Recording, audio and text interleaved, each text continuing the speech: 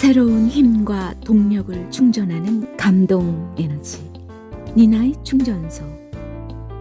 안녕하세요. 무한한 가능성의 세계, 행복한 부를 항해하는 감동 에너지 니나의 책에 탑승하신 걸 축하드립니다.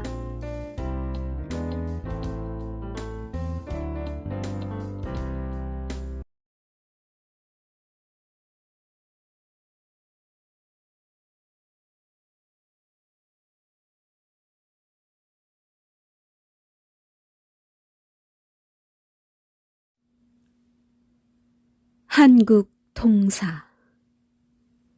지윤이 박은식, 역해자 김태웅, 편애니 김정호, 켜낸곳 아카네. 제2부. 1. 이모군란. 2. 갑신정변. 3. 갑오동학난. 4. 갑오개혁. 5. 일본인이 국모를 시해함. 오늘은 한국통사 제2부 1. 이모군란 편입니다. 근대 개혁을 둘러싼 갈등과 일본 침략의 노골화. 대원군은 내적으로는 사회개혁을, 외적으로는 문호개방 거부 정책을 통해 세도 정권의 기반을 무너뜨리고 외세의 침략을 일시적으로 막아낼 수 있었다. 그러나 이러한 정책으로는 조선을 부유하고 강한 나라로 키울 수 없었다. 이에 고종이 친정하면서 대외 통상과 서구 문물에 관심을 기울이기 시작하였다. 비록 일본의 위협과 강요로 1876년 병자 수호 조약이 체결되었지만 조선은 이를 계기로 기존의 중국 중심의 동아시아 질서에서 벗어나 근대 세계 질서에 참여하기에 이르렀다. 물론 이 과정에서 일본을 비롯한 서구 열강과 불평등 조약을 체결하면서 값비싼 대가를 치렀다. 그중 병자 수호 조약을 비롯한 각종 조약 속에 무관세 조항이라든가 취해 법권의 인정 등은 조선이 자주적인 근대 국가로 성장하는데 독소 조항이 되었다. 아울러 정부의 이러한 통상 수호 정책에 반발하여 위정척사 유생들이 반개화 운동을 벌여나갔다. 나라 안팎의 이러한 위기에 대응하는 개혁의 움직임은 대체로 두 갈래로 나타났다. 하나는 위로부터의 개혁이었고 또 하나는 아래로부터의 개혁이었다. 전자는 문호 개방과 신문물 수용에 관심을 기울이는 가운데 지주층을 중심으로 재정개혁과 통상교육에 힘을 쓰며 근대국가 체제를 수립하려고 하였다. 이는 갑신정변으로 표출되었으며 이어서 갑오개혁으로 발전하였다. 비록 외세의 간섭으로 자주적인 성격이 많이 퇴색되었지만 조선 사회가 근대 사회로 나아가는데 밑거름이 되었다. 후자는 19세기 사회체제의 모순을 몸으로 부대끼면서 이러한 모순을 적극적으로 해소하기 위해 농민층을 중심으로 그들이 짊어져야 했던 조세제도를 개혁할 뿐더러 신분제를 타파하고자 하였다. 특히 일부는 토지 소유의 불균 문제로 눈을 돌려 이를 해결하고자 하였다. 이는 대원군 정권 이전 1862년 밀란을 거쳐 1894년 동학난으로 폭발하였다. 그리하여 1894년 무렵 조선사회는 하나의 큰 전환점을 맞았다.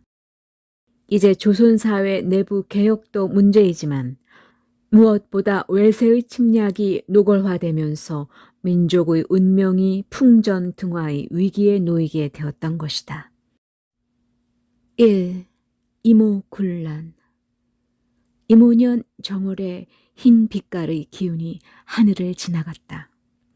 이때 궁중에서 기도회를 크게 베풀자 무당과 소경, 악사가 그득하였다. 이러한 기도회는 국내 모든 명산과 대천, 신사, 불당에 두루 미치지 않음이 없었는데 금강산 12,000봉 각 봉우리마다 골고루 쌀 한 섬과 배 한 필, 돈 1,000냥씩 시주한 것이 한두 번에 그치지 않았다. 독사, 제사를 지내서는 안 되는 신에게 제사를 지내는 행위가 성행함은 이전에는 없었던 일이었다. 또한 연희와 유흥에는 절도가 없었으니 광대와 기녀가 밤낮으로 즐기고 떠들어댔으며 음식과 상으로 쓴 비용이 거만 금에 이르렀다.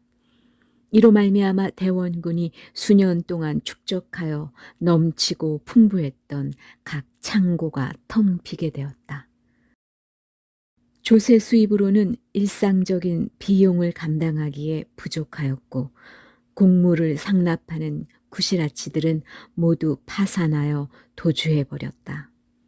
백관들에게 녹봉을 지급하지 못한 것이 5, 6년에 이르렀고 삼군은 군량을 받지 못한 지가 13개월이 넘었다. 그런데 선해청 당상 김보현, 어영대장 민겸호, 호조판서 민치상 등은 오로지 국고를 좀먹으며 자기 배만 살찌우면서 군민을 염두에 두지 않았다. 이로 말미암아 백성들이 원성이 시류배에게 쏠렸으며 모두 대원군을 생각하게 되었다. 이해 봄에 새로 이영을 설치하여 이경하를 무의대장으로 신정희를 어영대장으로 삼았으며 일본인 호리모토 레이조를 고빙하여 하도감에서 신식으로서 훈련시키고 별기군이란 이름을 붙였다. 진신자제로서 나이가 어리고 총명한 자 100여 명을 뽑아 사관생도란 이름을 붙이고 군사 기술을 학습시켰다. 반면에 구식군대는 장차 걸러내고자 하였으니 이 또한 군인들이 마음속에 불평을 갖게 하였다. 6월 초 9일 광흥창의 쌀을 내어 군인들에게 한 달치 군량을 지급하라 명하였다. 그러나 창고 관리는 민겸호의 사인으로 농간을 부려 이익을 탐내어 캐캐 묵은 쌀을 지급했는데 그것도 한 섬이 10대도 되지 않았다. 많은 군인과 그 가족들이 민겸호에게 호소하였으나 그는 도리어 꾸짖으며 물리쳤다. 이에 이들이 분노가 크게 격하게 되면서 훈련도감의 군졸이 앞장서서 창고 관리를 죽여버렸다. 군사들이 함께 모여서 말하길 일이 이미 이 지경에 이르렀으니 반드시 사륙을 면치 못하리라. 차라리 죽음을 결심하고 거사하여 국가를 위해 희생하자 하였고 군중들도 즉시 좋다고 응하였다. 동별령 장교와 기병 및 각 군영이 일치투합해서 무기고를 파괴하여 군기를 끄집어내니 함성이 하늘을 진동시켰다. 이때 궁중에서는 바야흐로 연회와 유흥이 베풀어지고 있었는데 갑작스레 이 별난의 소식을 듣고 크게 놀라 왕은 가까이 있던 신하에게 급히 명하여 선유하도록 하였으나 군중들이 듣지 아니하였다. 이에 대원군에게 궁궐에 들어올 것을 청하여 민심을 안정시킬 계책을 물었다. 대원군은 이경하가 평소 군인의 환심을 얻고 있으니 동별령에 나아가 호유하게 하였다. 그러나 군중이 도리어 이경하를 협박하니 그는 두려워 바로 빠져나와 돌아왔다. 이때 난군의 한 부대가 민겸호, 김보현 및 여러 민씨 집으로 달려가 때려 부수고 유린하자 남녀노소가 일시에 도망쳐 숨어버렸다. 민창식은 옷을 바꿔 도망가다가 길가에서 살해당했다. 또 한 부대는 감옥을 부수고 모든 죄수를 풀어주었다. 그때 바야흐로 오랜 가뭄이 들었는데 마침 이날 큰 비가 내리자 군중들은 이 비가 억울함을 씻어낸다고 생각하였다. 또한 성 밖에 있는 각 절로 달려가서 불지르고 헐어버리니 이는 음사로 재물을 없앤 것에 대한 한 때문이었다.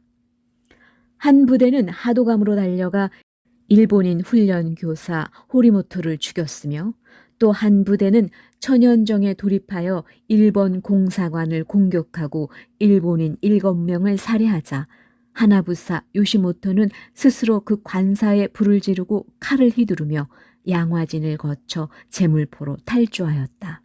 다음 날 10일 동이틀 무렵에 난군이 일제히 운영궁에 들어가서 호소하였다. 대원군이 말하기를 내가 비록 그대들의 괴로운 상황을 알고 있으나 구제할 방법이 없으니 너희들은 물러가서 당국의 조치를 기다리는 것이 옳다라고 하였다. 군중들은 당국을 더욱 원망하면서 바로 나가서 영의정 이채응을 쇠몽둥이로 쳐서 죽였다. 이채응은 대원군의 맏형이다. 마침내 군중들은 도나문을 통해 궁궐로 들어가 민겸호, 김보현 등을 죽이고 왕후의 어서를 범하였다. 무예별감 홍제이가 몰래 왕후를 받들고 화계동 윤태준의 집으로 모셨다가 다시 충주 장호원 민흥식의 집으로 피난하였다. 이때 대궐들에는 선열이 낭자했으며 예리한 칼날과 창끝이 빽빽히 번뜩였다. 궁중 호위병졸들은 모두 도주했고 4~5명의 대신들은 사색이 되었다. 고종은 대원군에게 위촉하여 속히 민심을 안정시키도록 하였다. 대원군은 누차 난군에게 물러갈 것을 명했으나 군중들은 말하길 왕비가 살아있으면 반드시 우리 모두를 죽일 것입니다. 차라리 큰일을 행하고 죽으면 죽었지 결단코 물러갈 수 없습니다. 라고 하였다. 대원군은 강제로 물리칠 수 없음을 알고 임기응변으로 말하길 왕비께서는 장졸간에 이미 승하하셨으니 누가 그대들을 해할 것인가? 그대들은 물러가라 하였다. 군중들이 그것을 믿지 아니하자 이에 승정원에 명하여 국상령을 반포하였다. 승지, 조병호, 김학진 등이 불가하다고 하여 고집하거늘 타인을 대신케 하였다. 마침내 국상령이 내려지자 백관들과 사족, 일반인 등은 슬퍼하며 상복을 입었다. 또한 옥체는 혼란한 가운데 없어졌으니 의관장을 행하자는 논의가 있었다. 무릇 이러한 조치는 사람으로서 마땅히 지켜야 할 도리에 크게 어그러지는 일이며 임시적인 편의와 임기응변에 빠진 것으로 식자층들은 위험스러운 일이라 하였다. 이때에 이재면을 훈련대장 겸 선해청 당상 및 호조판서로 임명하였다. 10일 밤 등짐 장사꾼 수만 명이 입성하여 변란을 일으킬 것이라는 소문이 바람소리처럼 한꺼번에 퍼지자 한성의 분위기가 들끓 듯하였고 남녀노소가 부축을 받으며 미친 듯이 급히 피하는 것이 파도치는 소리같이 요란하였다. 다투어 성문을 빠져나가려 하였으나 성문이 이미 닫혔으므로 남북의 산마루에 올라가 통곡하니 그 소리가 끊어지지 않았으며 그 광경이 참담하였다. 대원군은 걸어서 도나문 밖에 나와 군중을 불러 타이르며 무기고에서 병기를 가져다가 각 지역을 지키라 명하였는데 군중들이 다투어 달려가서 질서가 다시 문란해졌다. 하늘은 어둡고 길이 캄캄하여 등짐 장사꾼같이 보이는 자는 문득 지나가다가 맞아 죽으니 횡사한 시체가 깔렸다. 그런데 등짐 장사꾼들이 입성한다는 말은 전혀 헛소문이었으니 더욱 괴이한 일이었다. 대원군은 이 변란으로 인하여 다시 정권을 잡았으며 크고 중요한 벼슬자리가 많이 바뀌었다. 예컨대 이회정, 이몽준, 조병창, 정현덕, 조채하, 이원진, 조우희, 이재만 등이 모두 등용되었으며 대세를 쫓는 무리들은 다시 운영궁으로 돌아오니 수레와 말이 구름 같았다. 민씨일가는 모두 숨어서 나타나지 못했다. 또한 전국 신민은 모두 왕후의 장례를 인정하여 흰 상복을 입은 것이 달포가 넘었다. 왕후는 충주에 있으면서 몰래 사람을 보내어 고종에게 소식을 보냈으며 또한 민태호에게 밀사를 보내어 청국 정부의 급박함을 알리도록 명하였다. 이처럼 물밑에서 나타난 변화의 실마리는 의외의 결과를 야기하였으니 중국과 일본 간의 중대 교섭도 이로 인해서 이루어졌다. 전판서 신흥조는 광주 고향집에 은퇴하였다가 이에 이르러 좌의정에 발탁되었으나 끝내 사양하고 올라오지 않았으며 또한 상복을 입지도 아니하였다. 평안도 순찰사 김병덕은 국상령을 발표하지 않았다. 이 두 사람은 학식과 덕행이 출중한 군자라고 당시에 칭찬이 대단했다. 다음 시간에는 한국통사 제2부 2 갑신정변 편입니다. 민족혼을 불러일으킨 근대의 고전 박은식 선생님의 한국통사를 함께 읽어주셔서 감사합니다.